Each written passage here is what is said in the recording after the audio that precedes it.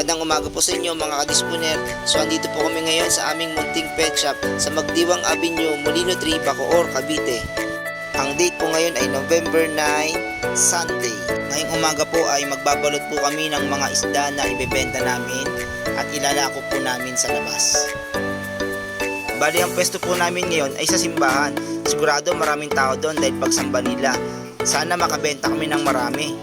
At sana maging success ang pagbebenta namin ngayong araw. Ngayon ay nilalagyan ko na po pala ng mga presyo ang binabalot ng aking asawa para kung sa gayon ay hindi na sila magtanong kung magkano ito. So ito medyo marami-rami ang nabalot naming isda. Sana mapaubos namin ngayong araw. Pero teka, tignan ko muna ang kondisyon sa labas. Naku, maulan.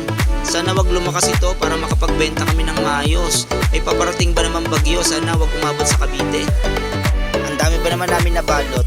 Yung misis ko, tingnan nyo, patuloy pa rin sa pagsalok.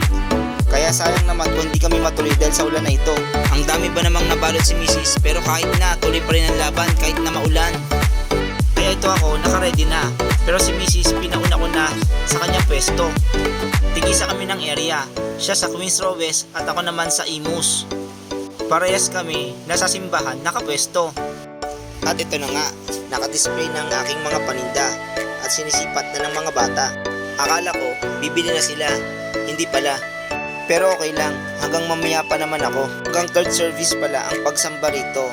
So mamaya sigurado makakabenta na ako. So paano mga kadisponer, hanggang dito na lang muna. Salamat!